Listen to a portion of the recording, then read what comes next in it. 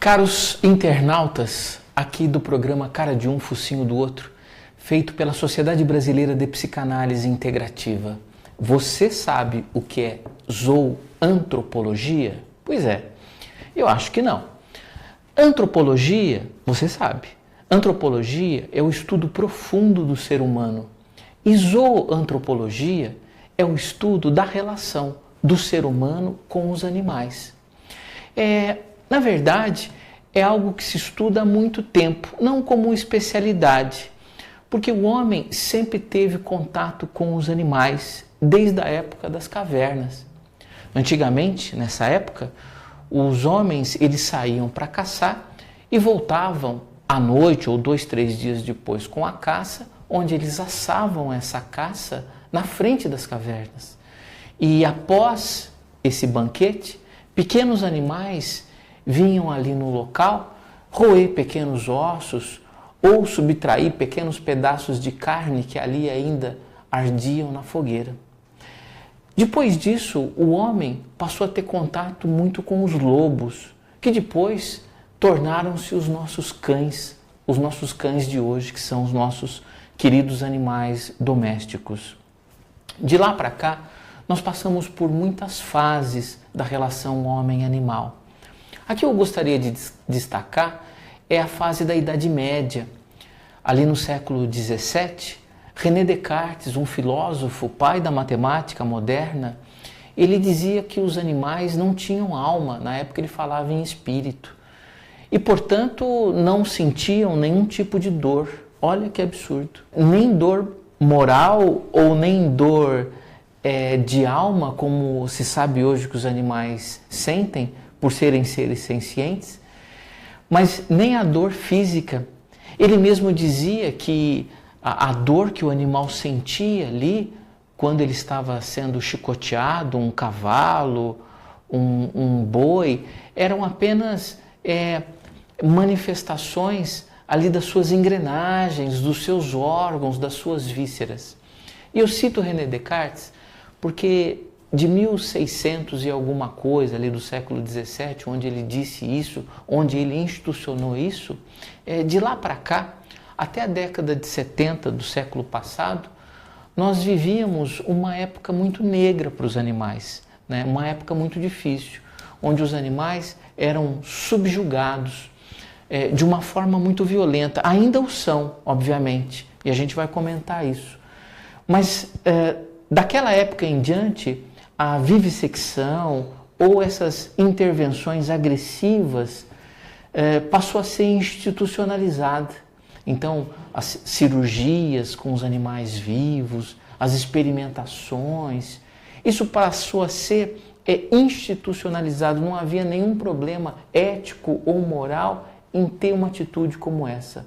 Bastava que tivesse ali alguma necessidade, por exemplo, uma necessidade do conhecimento, saber como era o funcionamento do animal, do corpo do animal internamente. Então isso sim se justificava em abrir o animal sem nenhum tipo de cuidado. A Idade Média também, através da Igreja, ela cooperou muito, né, com essa questão, atribuindo poderes malignos, por exemplo, aos gatos, que eram queimados junto com pessoas através de julgamentos católicos, onde chegava-se à conclusão que a pessoa e aquele animal estavam ali numa condição de prática de magia negra. A nossa cultura também contribuiu muito para essa visão assimétrica e antropocêntrica. Assimétrica é desequilibrada da relação homem-animal, colocando sempre o homem numa condição melhor, numa posição maior.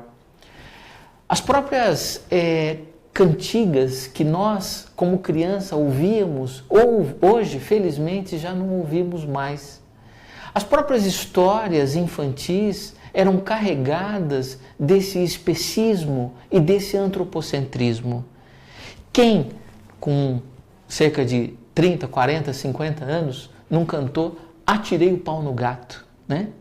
Atirei o pau no gato, mas o gato não morreu. Olha, como isso traz para a criança uma imagem negativa em que os gatos devem ser apedrejados, devem ser jogados pedaços de pau sobre eles. A historinha do lobo mau, né? O lobo mau. O animal pode ser mau? O lobo será que era mau? Que comeu a Chapeuzinho Vermelho, uma vítima, uma criança. Olha a condição novamente do homem se colocando numa condição superior e subjugando o animal. E hoje os animais, obviamente, melhorou muito desde a década de 70, com esse movimento de libertação do animal, feito por ONGs, por instituições, por governos, pela própria sociedade, houve uma mudança muito grande. E a própria ciência, a neurociência, inclusive, comprovando que até animais, digamos assim, do ponto de vista evolutivo, ínfimos, entre aspas, muitas aspas, sentem dor, são capazes de sentir dor, inclusive dor emocional, angústia, saudade, tristeza. O que dirá a dor física, né? Até as plantas hoje, elas são colocadas como sensíveis a uma série de agressões que elas podem ser infringidas, né? Então, houve uma melhora, uma evolução dessa condição. No entanto, a gente não está livre ainda desse especismo, desse antropocentrismo, onde o homem subjuga os animais. Veja com relação à produção de proteína animal. Estima-se que no mundo hoje nós abatemos cerca de 50 bilhões de animais para consumo, né? Para que a gente possa não só sobreviver, mas para que a gente possa dar vazão a um prazer muitas vezes gastronômico, desperdiçando inclusive muito dessa proteína animal, né? Então a zoantropologia é uma ciência, né? Em outros países chega a ser uma especialidade, que vem estudar historicamente como é que essa relação se dá do homem com os animais. Felizmente, as coisas estão mudando e essa mudança tem sido cada vez mais positiva em relação aos animais. Entendo que tem muito que se avançar ainda em relação a isso, mas hoje em dia o animal, especialmente o animal doméstico ou o animal silvestre, ele é visto de uma outra forma, ele é visto com um outro olhar.